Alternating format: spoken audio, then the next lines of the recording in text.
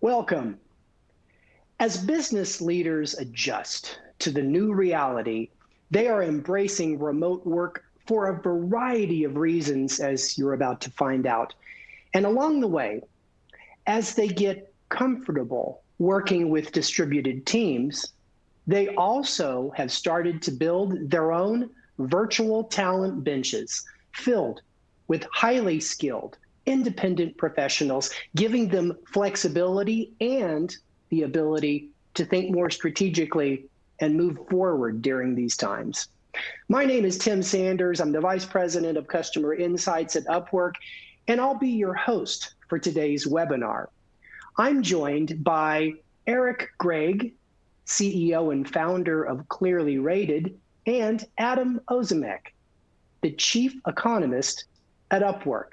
We'll be discussing the recently released Future Workforce Pulse report on how companies are adapting company sentiments towards remote work.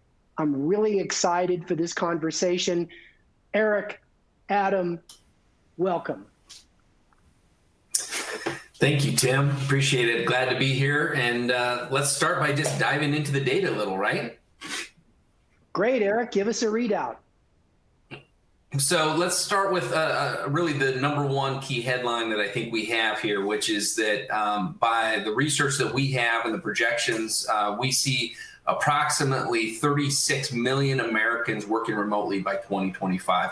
That's an 87% increase from pre-pandemic levels. And what we're really seeing there is that the projections we've been making about remote work and the trends that have been happening have both accelerated and also pulled those projections forward by about 5 years. Even without COVID-19, we were seeing more and more remote work every year that we've done this study. But what we're really seeing now is that that adoption took a leap forward that is not likely to get back.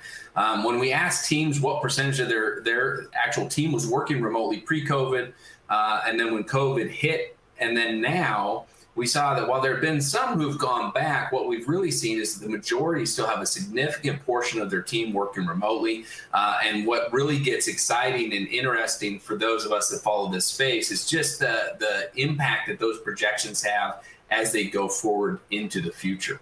So what else have we really learned when we talk to hiring managers about what they were experiencing and the remote aspects of their teams? Well, the big thing is that about 68% said that remote worker was actually going more smoothly now than when their company first made the shift at the start of the pandemic. And that makes sense. We're actually getting close now to a full year of time to really understand how this impacts our workforce and what we can actually be doing to improve the engagement of teams that are largely distributed outside of the physical constraints of the four walls. About 3 out of 4 hiring managers reported having at least one person on their teams working remotely. So most have had to deal with this within at least some level, even if they're maybe not as fully remote as they were right when the pandemic hit.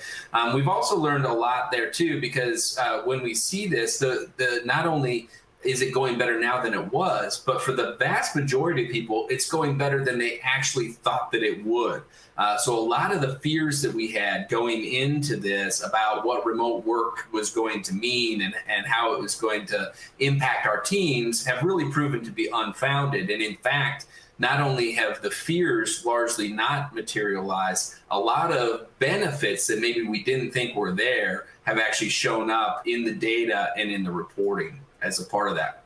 So what have been the most common benefits that people have reported in terms of working remotely? It's not terribly surprising, Tim. 70% of hiring managers cite a reduction of non-essential meetings. And I think probably that's been the silver lining for a lot of people in 2020 is, gosh, I don't have to sit through a lot of meetings that maybe aren't critical to my job. But then we also see some things that, again, are actually a manifestation of other trends that we've been following really for a decade, which is that that enhanced flexibility goes a long way to really engaging that workforce. And then, of course, getting rid of those commutes. I think that that's just, time in the bank that would have been spent doing something non-productive that goes towards now the work relationship there as a part of it. Productivity has actually long been a concern with remote work, and what we're seeing here is that it's generally a false one, and the data is really proving out now that we have a lot of people engaged in remote work, that those productivity gains far outweigh the potential for productivity loss. We actually also know that from past studies that that productivity really hinges on how you do remote work. So the technologies that you implement, the processes that you implement matter a lot. And then even just how the core culture embraces some people working remotely and maybe some people in the office matters a great deal as well. So we have to take what we're learning now and the benefits that we're finding there and put them to good work, because we are stretched really, really thin. Across the board, 58% of hiring managers said that they feel stretched to capacity. 61% of teams lack people or skills to complete all their work, and about half of teams have had delays in cancellations of projects because they just don't have the available talent to pull this through. And this is another area that was existing and was simmering below the surface pre-COVID and has really jumped to the forefront as we're all trying to do more with less. We're all trying to make sure that we continue to push forward our jobs and our businesses as a part of that. And so it's a real opportunity for people to leverage this. And what we saw here is that the way that a lot of people are doing this, and you led into this a little bit at the start, is that they're looking at additional flexible talent. We've been studying this for now closer to 2 decades than one, ages me a little bit. But what we have seen across the board as we've looked at recessions is coming out of every recession, workforces and hiring managers put an additional emphasis on flexibility. And we expect that that'll hold coming out of this as well. So it was really no surprise that when we looked at the utilization of freelance talent, the percentage of people utilizing freelance talent's on the rise. And when they look at what their expectations are over the next 6 months, it goes up dramatically. 39% say that they plan to increase their utilization, compared to just 10% that expect to decrease their utilization of freelance talent. So we understand that flexibility as an organization is really valuable too.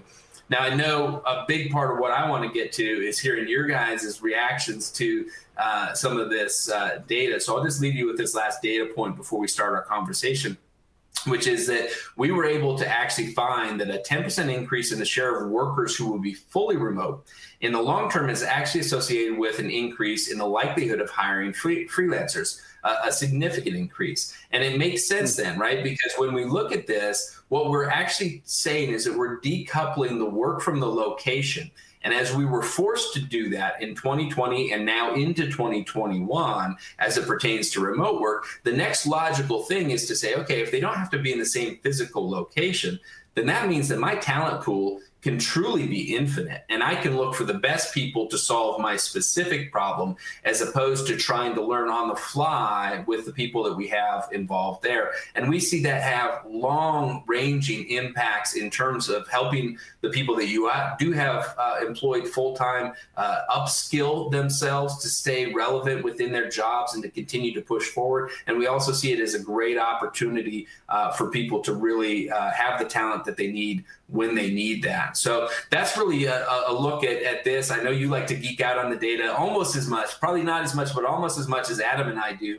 But I would love to see, as you've looked at this, what you're seeing. Are you seeing more of a remote work accelerated, the acceptance of that hybrid flexible team? Is that becoming more accepted, I guess, in the people that you're talking to, Tim? Yes, and as you know, Eric, every week I do deep dive interviews with somewhere between, say, 6 and 10 of our enterprise customers. I've been asking them this exact question. I think there's a couple of keywords here. Keyword number 1, distributed. So here's the first thing I started to hear as early as spring of last year, certainly by the summer. A lot of leaders realized that the best talent in the world doesn't live in the zip codes where they have headquarters or branch offices. They begin to understand that as they worked remote and got comfortable, leading from a distance, so to speak, they also begin to change their thought patterns about where they get their talent, be that talent full-time or flexible. And I'm hearing a lot more acceptance of this global workforce. The talent is out there and not confined to our office locations. And that was like the first thing I started to hear. And then the next thing I started to hear was that flexibility had many benefits, and it was resonating with so many different leaders across companies. Initially, the value of the flexibility was all about getting specialists so that our team members could focus on their work and think more strategically. We started to hear that from a lot of clients. Then as we started to get towards the end of 2020, I started to hear more discussion about variable cost structure. To your point, Eric, as you get more comfortable working remote, which means you're more comfortable working with others from a distance, you also begin to question the idea that you have to have everyone working for you on a fixed cost basis. In other words, one of the values a lot of people were seeing towards the end of the year about flexible workforces is that it also puts a variable cost structure in place for talent, much like we've seen in computing and obviously more recently, real estate. And to quote one of my favorite authors, Professor Scott Galloway, in his brand new book, The Coronavirus Opportunity, he says variable cost structures are the gangster move in 2021. And the reason why is because we're operating in a very uncertain environment, and agility isn't just a concept. It first and foremost emanates from the profit and loss statement. So we're seeing a huge uptick at Upwork of enterprise acceptance, many of them having initiatives to increase the amount of people they have working in what we might call a talent cloud. So the trends are all pointing up. And let me kind of put a couple of questions back to you, kind of in light of that. Eric, as you read this research, what are some of the remote work assumptions that have been challenged since COVID-19 forced most of the knowledge workers to work from home? Yeah, this has been the most rapid round of myth busting we've ever had in remote work.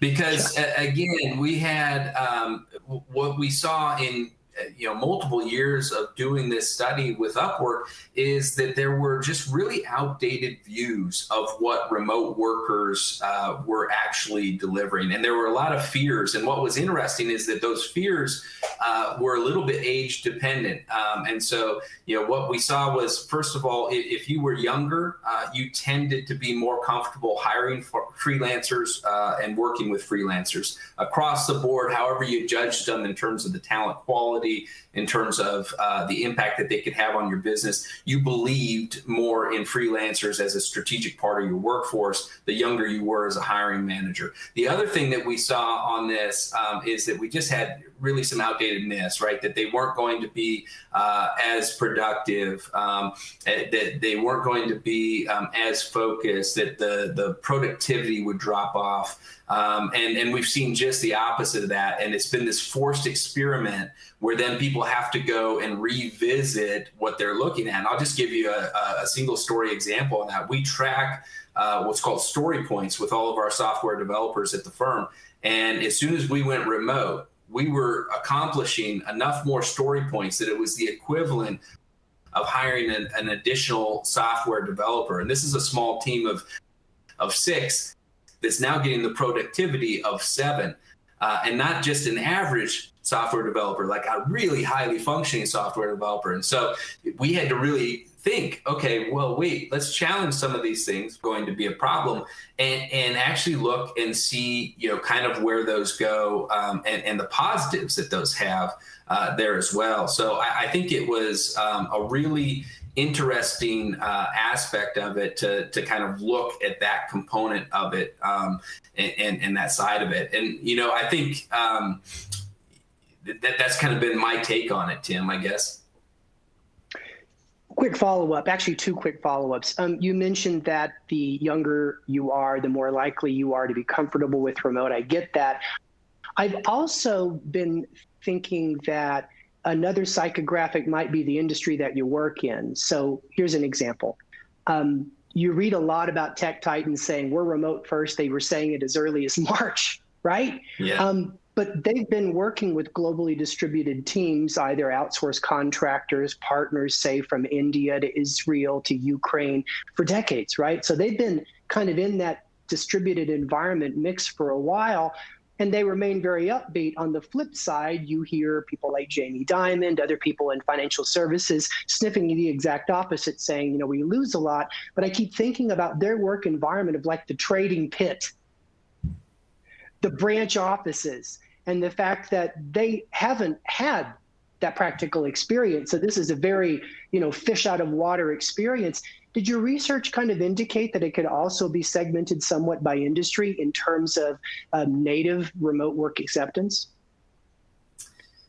Yeah, there definitely were differences by industry, and actually, I would love to hear Adam's take on this as well, because I know he's looked specific into the industries, but what we have seen from our view is exactly what you're saying. However, I will say that the bigger piece of it is, if there's not a major barrier, if it's true knowledge work and in front of a computer, what we've seen is that there's pretty quick adoption. And what, you know, even though they maybe don't have the same experience as the large technology companies or the same infrastructure, once they were able to get there pretty quickly, it was pretty easy to see how they would move forward in that model or some form of a hybrid model there.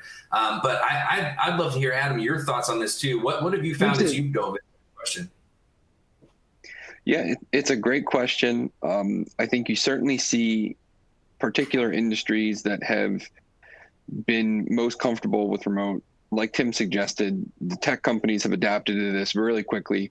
And, you know, everyone has had to adapt in the short run, but the tech companies have really been some of the first to say, all right, this is permanent. This is how we work now.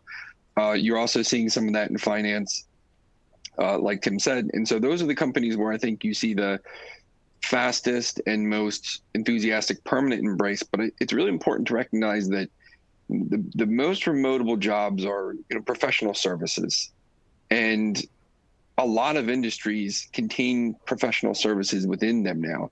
Even industries that you wouldn't typically think of as being remotable do have a lot of remote work because they are also in the services industry now. For example, you know, manufacturing is not an industry that you think of as being highly remotable because you picture the workers on the shop floor. But today, a lot of manufacturing companies are actually engaged in a wide variety of services industries as well. They do R&D, they do design, they do marketing, communications.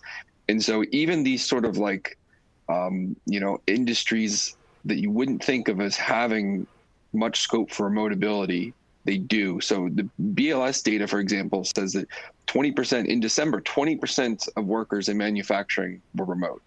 So, and that, you know, really reflects the expanse of service industry type stuff there. So it's you can certainly identify industries which are most comfortable, but a lot of companies that are doing things across the spectrum have parts of their company, and sometimes significant parts, that can be done remote. But you know, I think I've seen this. Yeah, I've seen this. So many companies like AMD computer chips, for example, they say they're in the design and marketing business now, and all of the making of stuff is kind of out there. It seems to be a very lean approach to manufacturing. I think you're spot on here. I'm sorry to interrupt. Keep going. Well, I was actually going to ask you a question, Tim. The companies that do want to take this approach, they do want to adapt a hybrid talent model, you know, to address the challenges that managers are facing. What steps should they take? I mean, you've talked with so many companies who have gone down this path. You've helped them go down this path. What are the steps that they need to take to do this successfully?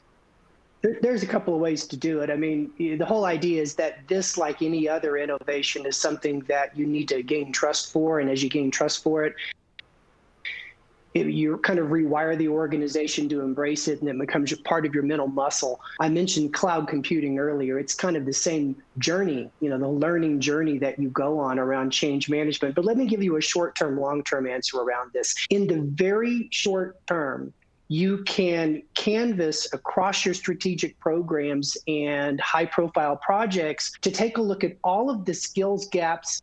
Think of them as resource gaps that could immediately be filled by independent professionals. And what you're going to do is be building use cases inside your company where all of a sudden a project that was running behind a program that wasn't launching as it should accelerated very quickly. The other thing that's going to happen when you do that is you're going to look up and see that you've had a tremendous cost savings because the internet economics of like an Upwork, work marketplace, operate at a fraction of the swivel chair economics of real world agencies and staffing companies. So start, executives, by taking a look around your organization at programs and high profile projects that aren't getting there fast enough. And more often than not, you're going to find it's because you lack the people that have specialized skills to do all the stitching to get those things to market. Here's the other thing. A longer term approach works like this.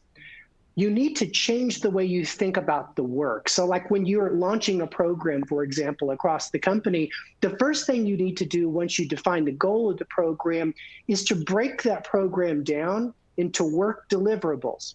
Once you break them down into work deliverables, at that point, you should make the idea of external talent like an Upwork freelancer a first response. Can we Upwork it? That's what a lot of enterprise customers have learned to ask themselves once they've identified a work deliverable.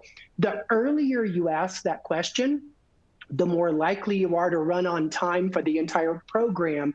What we are seeing is that the sequencing is changing, where you're beginning to consider flexible talent at the earliest stage of these programs and projects. It starts to become the cadence of how you do the work, and that's where it really takes off and scales in organizations that I've been studying that use our work marketplace strategically.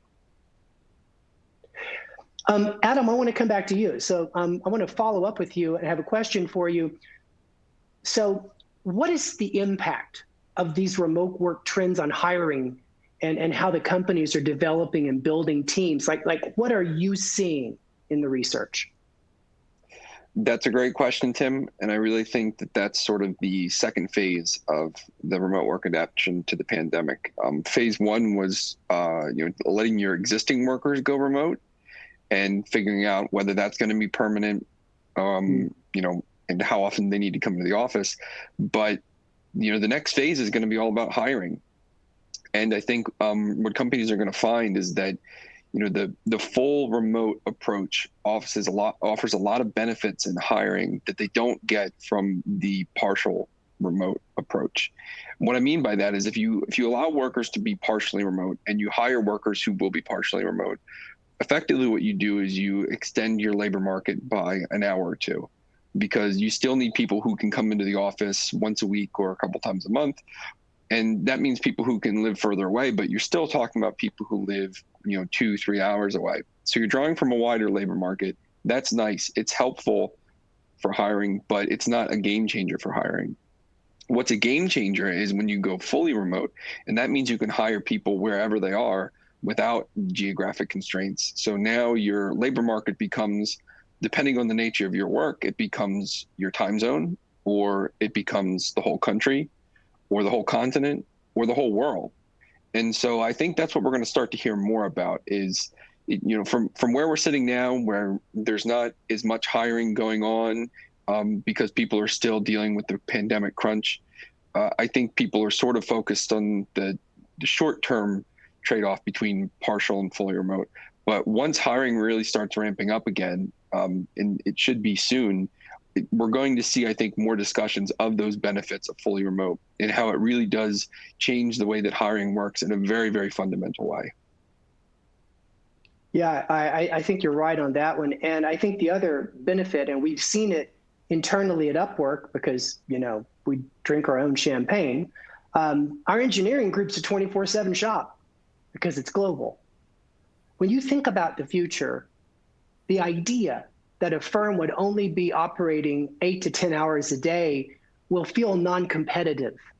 Because what we're seeing is these organizations, as they embrace not only remote, and then they embrace external talent networks, and they embrace a global workforce, they also get to enjoy a lot more productivity, especially in a confined, 24-hour day. So I totally see those things happening too. Eric, let's bring you back in the conversation.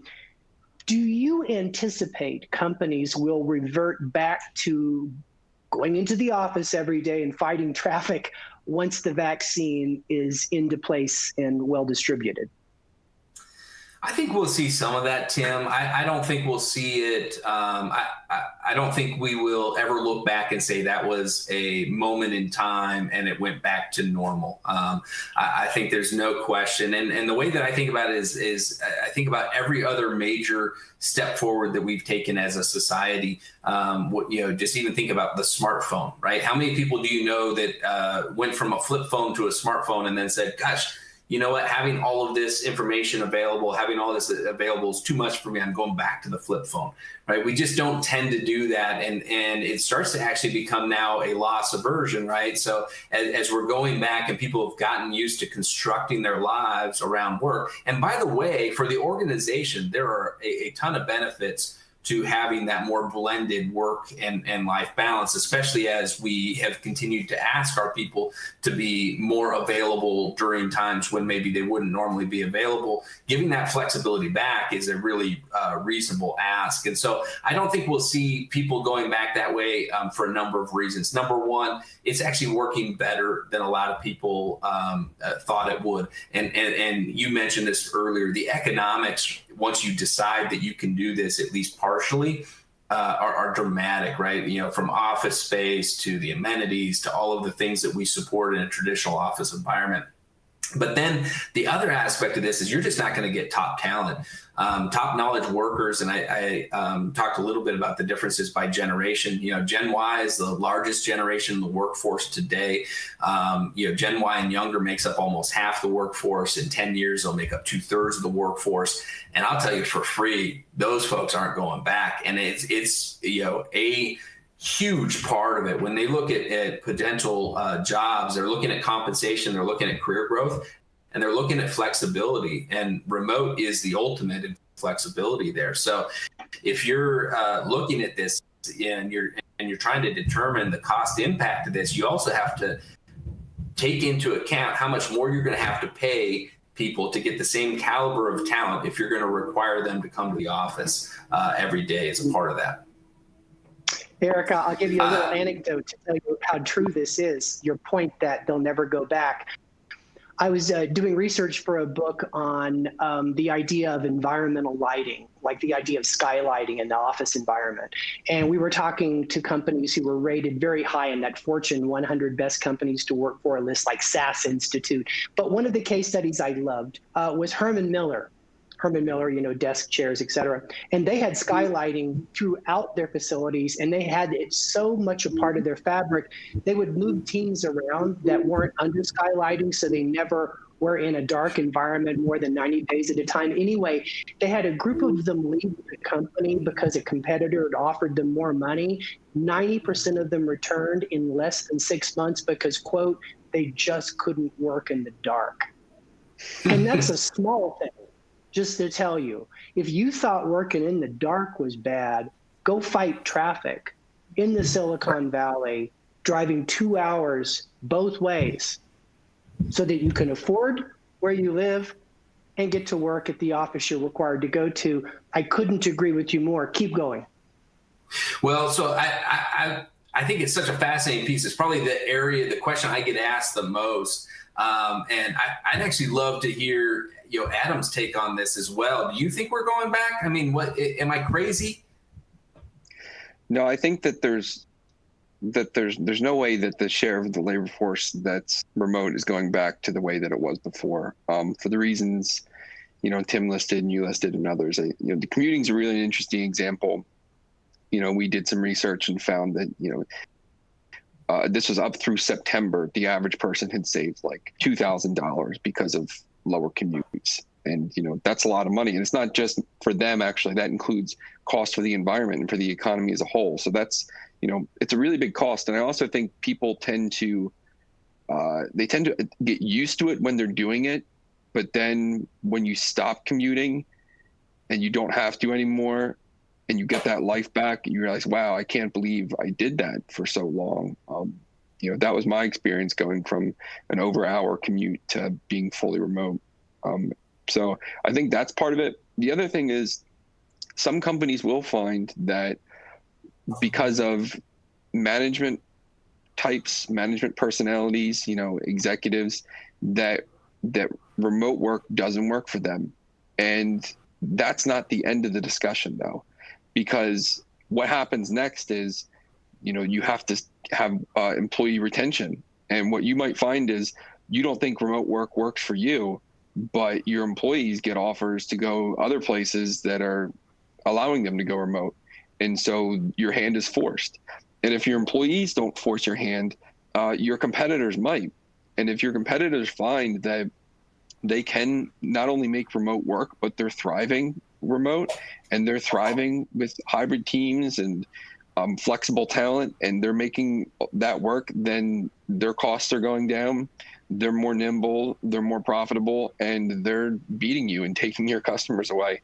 And so businesses can't simply make this decision on the basis of whether they want to, whether they feel like they're managing it well in the short run, and leave it there. They need to look at the competitive pressures, and they need to look at labor market pressures as well. And I think that a lot of them are going to find that they've got to figure out how to make it work. Adam, I want to ask you a follow-up, and I want to hear from both of you. But I want to tell everybody watching, put your questions in the Q&A. We're about to go to the Q&A here in a second so that we can interact directly with you. Just on this subject, I've been discussing with Deloitte, Stanford Center of Work, a variety of other people in the industry, all these hybrid models. The preponderance of what I hear is one hybrid model is what they call opt-in. Opt-in says, hey, I think it works better for me to go to the office. I'm opting in. I feel safe. That may or may not have an impact on the employer's liability. We'll see how this plays out in the future, but they call that opt-in. And then there's another hybrid model called design-in, and that's where workplace or corporate designers try to figure out which employee populations should be in the office for either collaboration, maybe they're more junior, they need supervision. My question for both of you is, are these the only two hybrid models you've heard of, or is there another one more likely that you've heard of?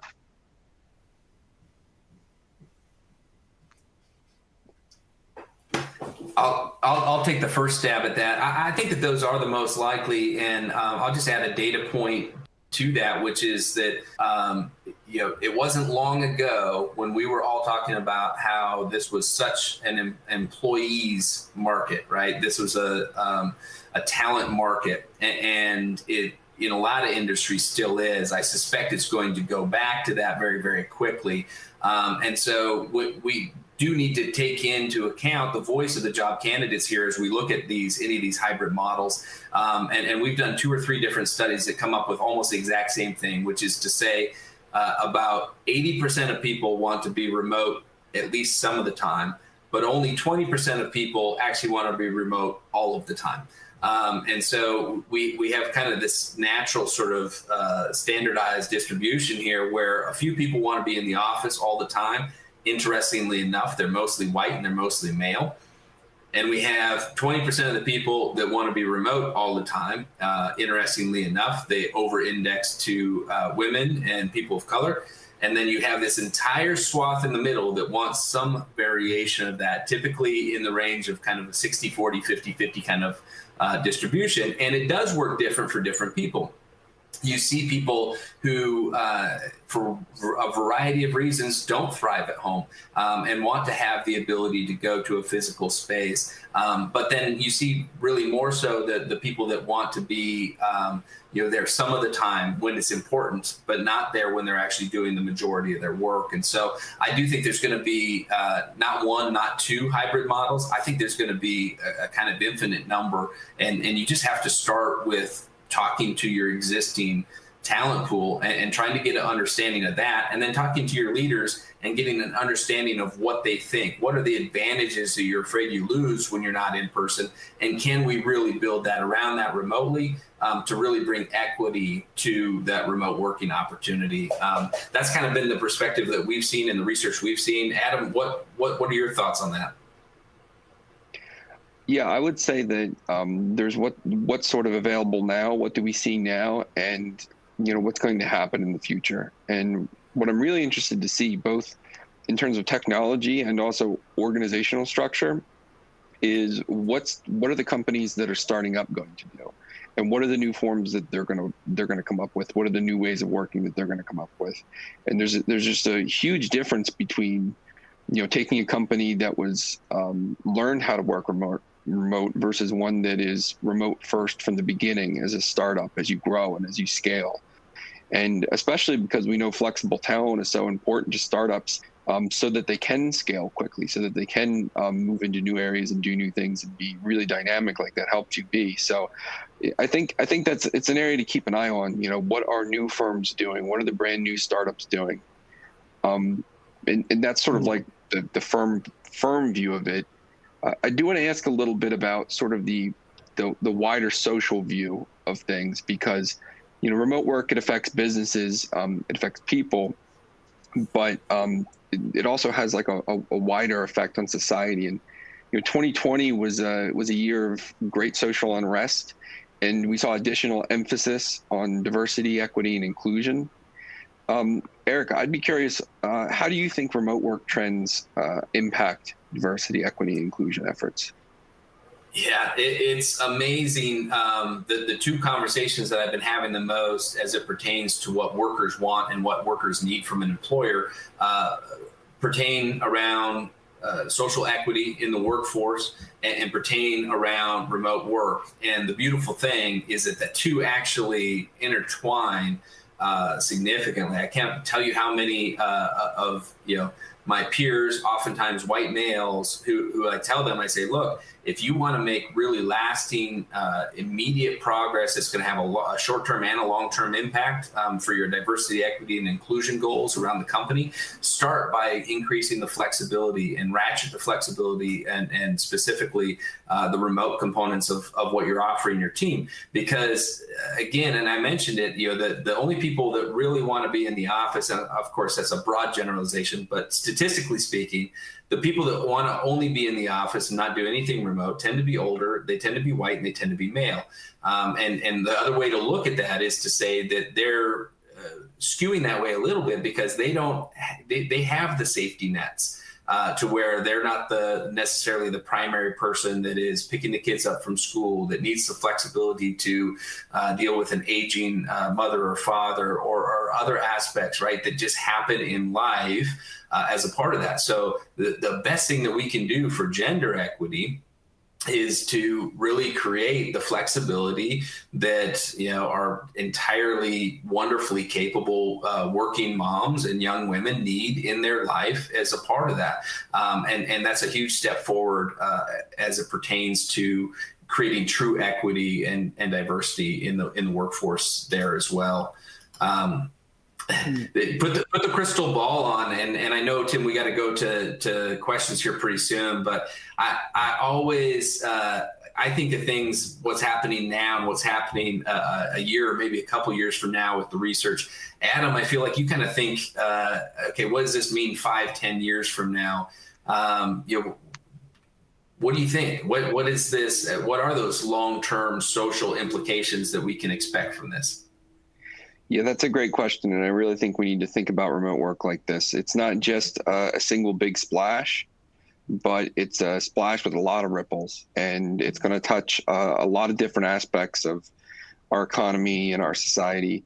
I think one of the most important ripple effects in the long run is going to be an equalizing of opportunity across the U.S. by geography. And what I mean by that is the somewhat reversal of what we'd seen in previous decades, which was that opportunity was disproportionately clustered in a handful of superstar cities.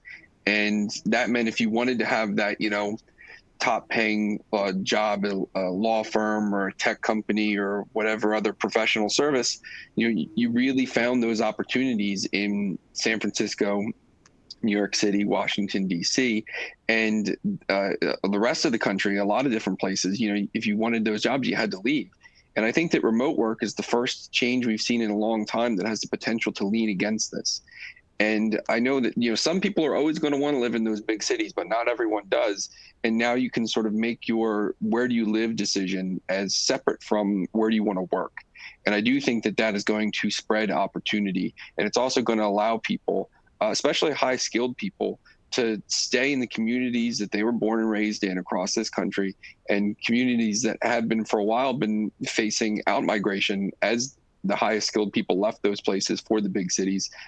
I see that as being a really important equalizer and a really important force for, geographic equality. So that's, just one of the many. I mean, obviously we could talk for hours and hours about all the ways that remote work is going to ripple through society in the next 5 or 10 years. But I think that that's a really important one to focus on. It is. That's a really good point, Adam. Let's go ahead and go to the Q&A. And the first question comes from Christina Mason.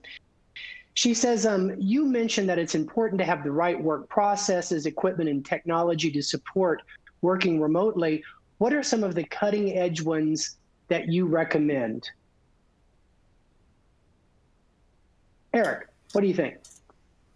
So I'll start, and I think it's not going to be necessarily a cutting edge. Kind of made me pause a little bit. Maybe that's why both Adam and I paused on that question. But it's really the communication tools, the project management tools that we would see, whether it's a Microsoft Teams or a Zoom or other aspects there. It's a Slack or again a Teams as a part of that. Those aspects are, I think, key. But one of the things that you said earlier really struck me. And actually, as I answer this, I'm also going to ask it of Adam what your thoughts are on this. But it seems like, in part, really what we're saying is that to be successful with a remote work environment, you just have to manage your work well, right? It falls apart when people are not on top of the jobs. Tim, you had said something about understanding and compartmentalizing the aspects of the work. And I guess I would love both of your perspectives on that, because that seems to be as important as the technology investments as well. I'd love to get your perception. Well, I'll just say that, it's about project management, right? So project management, a lot of times when you conceive of a project, you have a vision for the project. You typically try to do a timeline for the project. Then you go out and try to start executing either with your internal resources, you beg, borrow, and steal. And then at some point you ask yourself, do I have the resources for this in-house? I'm just saying that project management DNA kind of shifts now to one of our clients calls it taskification, but they kind of take a project, and from the minute they see a vision, that's the point in when breaking down the work into components comes into play, and then asking the hard questions. Is that talent in the room? Or should we immediately look at external networks because we can get them up and going in 3 or 4 days? I think it really is about the DNA of program and project management. And in some cases, we're seeing a reimagining of roles. So certain roles don't always have to be filled by a full-time hire. That's another ripple we're seeing here in the way that talent is transforming, and not just in human resources, but amongst hiring managers everywhere. We have a question here from Jessica Taylor I'd love to answer, and then we'll move on to the other one because it's a question I get. She asks, how do you see the impact of price change from employee to independent contractor, as many contractors are priced much higher for hourly rates than employees? Good question, Jessica. It's an optical illusion. That's my answer. There's a couple of reasons why. First of all, the cost is not all in when you think about a full-time team member. There's so much more beyond what you pay them in salary and hourly. But here's the bigger reason. I really dig into the data, taking a look at enterprises who use Upworkers. That's what we call our independent professionals. They use an Upworker to fill a role. that they would have hired a full-time team member for. And you go back after 3 or 6 months and you look at how many hours a week is that contractor having to work in filling the role. The answer is not 40. The answer ranges from around 12 to 18. The point of it all is that sometimes when we hire someone full-time, we don't have 40 hours of work for them to do. We realistically, based on their specialty, have 12 to 18 hours of work for them to do. And then they float around to a bunch of other Zoom meetings in the other 22 hours, and there may be some collaborative benefit. But what largely we see is that the efficiency, and it gets back to what I was talking about earlier, the efficiency of flexible talent is you're building a variable cost structure, and much like you do now in tech, you're paying for consumption. And that's where the economics really kick in. That's where the magic really happens. But it's a very good question. Mark Gibson, turning back to the two of you, he says, my DC-based government client has a distributed team before COVID, had some clawback during previous administration, continues to work productively remote now. This initially a labor cost consideration, now it's a preferred arrangement. Do you see any trends in US government distributed work, both for contractors and government service employees? Really good question. Adam, I want to put that to you first, and Eric, jump in if you have an answer there. Sure. So at a very high level, federal government workers are more remote right now than the overall workforce. So you've seen sort of the same pattern where you had a really high level early during the pandemic, and it's come down a bit, but they still remain extremely elevated. So government workers tend to be, and a lot of them are in professional services as well, and their jobs are more remotable than average, and as a result, they have been more remote. The other thing is that, there have been experimental studies with the U.S. Patent Office where they did an experiment with allowing remote work, and they found huge savings and higher productivity. So letting people go remote made those workers more productive, and it also saved the government tens of millions of dollars in lower office space square footage, especially because a lot of that square footage is in Washington, D.C., one of the most expensive metro areas in the country. So I do think that there's a huge amount of scope for more remote work in the federal government. We're seeing some of it already in the data, and I think we'll see more of it going forward. Good. We have a question from Hector Amtrak. He asks, how will companies position themselves to recover from the tremendous lack of innovation and creativeness as working remotely doesn't foster these two elements to gain a competitive advantage? He says, I see a shift in people's operating styles and work ethics as they're constantly breaking the agency rule, as well as constantly breaking the conflict of interest rule. Thank you for that question, Hector. Adam, I want to go to you. Is this an outlier? Is this something you're actually seeing across the data? And what is the answer? Do we really see less innovation in these remote first teams like Facebook these days, or Automatic, or Basecamp, and the list goes on and on, Zapier, et cetera? There's a couple of different ways to look at this.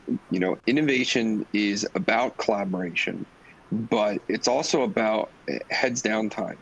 And one of the things that we found in remote work is that it's much easier to avoid unnecessary distractions and unnecessary meetings. And I know a lot of people are worried about their own productivity because they say, if we go remote, how am I going to pop into someone's office and ask them a quick question? But you got to look at that from the other side of things. And when you're remote, it means someone's not going to pop into your office uninvited and ask you questions. And so I do think that, you got to look at innovation, the process of innovation holistically. And yes, you can't sit physically in the same room with a whiteboard, but you can share a digital whiteboard. And also you get that better alone time, that better concentration time. And I would also just look at, a great example of where cutting edge work is done and cross-country collaboration happens all the time is academia. And, it's very, very common to see professors from MIT writing papers with professors from Stanford working across the country. And you really have seen a death of distance there to a large extent.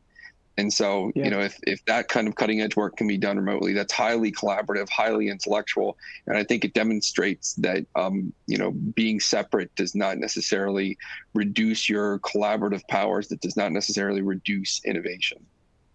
So, yeah, I want to add something to this because previous to joining Upwork, as you know, Adam, I studied innovation. I wrote books about collaboration. I think a lot about it. And that was one of the early fears when we started to work remote. People said, oh my gosh, innovation comes from collaboration, right? Genius is a team sport. There is no lone genius, right? So it's really about teams. But here's the trend I'm seeing, and this might be advice for everybody watching worried about this. The rise of asynchronous collaboration is what you should note. We assumed you had to be in the office to be productive. That assumption's been shattered. We also assumed you needed to collaborate in real time. I was having a discussion with fellow author Dan Pink about this. He said it's one of the great myths we need to bust in 2021. When we collaborate at the same time, the junior people in the room, the introverts in the room, they're absolutely dissuaded from offering up their opinions. As a matter of fact, we call them the conversational hogs, usually dominate that. What we're seeing now is more asynchronous collaboration that is a better theater for everyone to contribute what they know and share what they think. So my advice to you is if you feel like there's less creativity, don't try to replicate the in-office, everybody in the room to brainstorm environment. Instead, take advantage of collaborative tools like a Google Docs or a SharePoint and let people not just work from anywhere, but innovate at any time. I want to move next. I know we're running out of time here a little bit. Benjamin Loadsmart question, what do you think about folks' concerns about hybrid models in which some regions are fully remote and others have the possibility of returning to the office, leading to remote workers left out of conversations, meetings, ad hoc discussions, potentially leading to a lack of opportunity of advancement? This is a really good question. Eric, Adam, who wants to go first here? I'll take this one first. I think this is a great question, and it's one of the things. We were partially remote going into this, and we'll remain partially remote, but a much bigger portion remote coming out of it. And so we were a little bit ahead learning this, but we've had to really sort of take a look at some of the best practices there.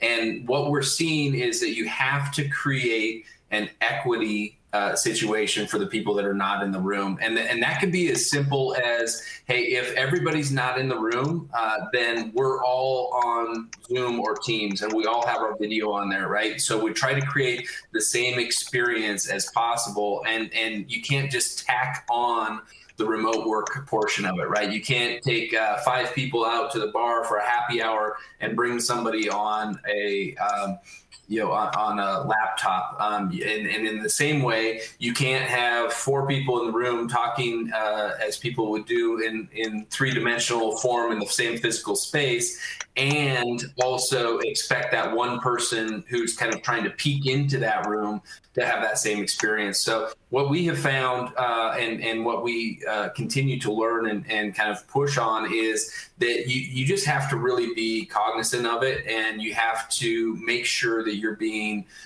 really focused on the experiences of those in the room and those out of the room. And once you start to put that lens on it and put a couple of good hygiene practices in place, you'll find that it just starts to feel like everybody's together on that piece. And in fact, what we found is that sometimes we would end up watching the response of somebody on the Zoom screen as opposed to them actually being physically in the same space as us, even pre-COVID. So it doesn't take long to actually shift that to where you're really engaging with everybody in the room or not. Let me add something here. So there's a brand new book called Leading from Anywhere, brand new book. David Burkus wrote it. I love it.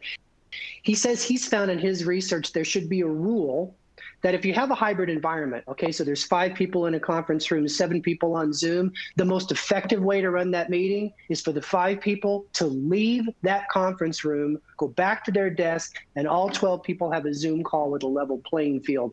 I love that. I'm going to live by that. Adam, I think I cut you off, though. You had another idea on this solving the innovation problem for remote. I want to make sure you have a chance to express that because I think it's a very important topic we want to make sure and land on. Yeah, thanks, Tim. It sort of ties back to the other question we got about what technologies work best right now, and that's what's sort of the leading edge there. And I really want to emphasize that when we think about the future of remote work, the future of collaboration and innovation together, we have to understand that technology is not done, right? We don't just have what's available now and what the best tools are now, but we have what's going to be coming. And we know that this huge rush of people into remote work is already generating more innovation. So if you look at patents filed that mention remote work or telecommuting or remote collaboration, the number of patents in this area have surged since the onset of the pandemic. And you can see some cool new technology ideas coming out about how we do video conferences, how we interact. So my expectation is that in a couple of years, it's actually going to be even smoother and easier to collaborate and work together. And, just at Upwork, for example, we can see that happening every single day in the way that we innovate on the platform. The way that we make it a better place to find independent professionals, like consistently, there's always really cool new stuff coming down the pipe that just makes it work better. And I think that we're going to see that in, a variety of technologies. And we're going to look back at the remote work that we do now as being actually, fairly rudimentary compared to, 5-10 years down the road, the way we collaborate. Adam, I want to come back to you with another question here. Colin, University of Delaware, he asks a question I think is kind of a follow-on to something you talk about.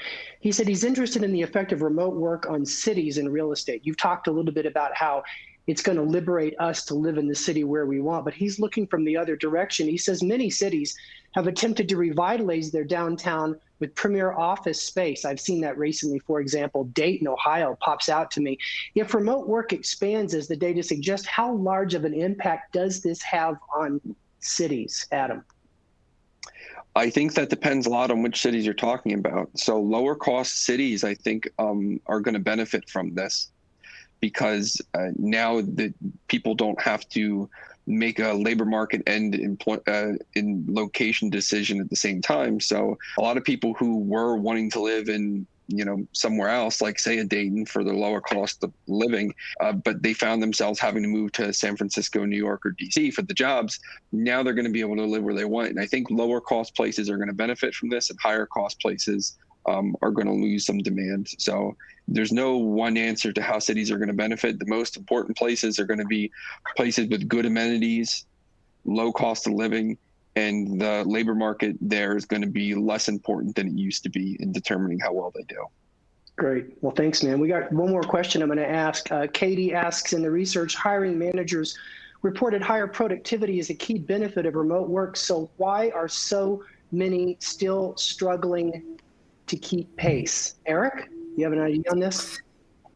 Yeah, the research suggests that that while they have higher productivity, the amount that's being asked of them is going up as well, and we're seeing a higher portion of people, or a significant portion of people, that are working upwards of 45, 50, 55 hours a week, and where we see on that is we have companies that I think have a fair bit of trepidation on making full-time hires, yet they see the opportunity directly in front of them, and they see that they need to be able to take action on that. And so what they're doing disproportionately is asking their teams to go that extra mile, to take it on more work and to be able to deliver more of that. And I think that this is one of those places where that opportunity exists. And you brought it up, and the way I think about it is this fractional component of it, right? I don't need somebody that is a demand gen specialist. I need somebody who's really good at demand gen, for 10 hours a week or 12 hours a week or 15 hours a week. And so I think the ability to not have to, as a hiring manager, to not have to stair step up to an entire FTE equivalent headcount is an overlooked benefit of looking outside of your walls and bringing in somebody as a freelancer or an independent contractor. Yep, they haven't transformed that talent model. We're coming right up on the top of the hour, so Adam, I was actually going to come back to you and ask just a lightning round question, and that's Dungeons and Dragons or World of Warcraft? Neither. Different kind of nerd, not that kind of nerd. Different kind of nerd. Hey, I just want to thank both of you. Eric, want to thank you for your participation in today's broadcast. I also want to thank you for your partnership. Adam, I want to thank you not only for being here today and answering questions, but for the incredible work you're doing as chief economist at Upwork, revealing such game-changing insights on the regular. To both of you, thank you so much. To everybody watching, thank you for coming. Stay tuned. There'll be more. Thank you. Thanks, Tim. Thanks, everyone. Thanks, Tim.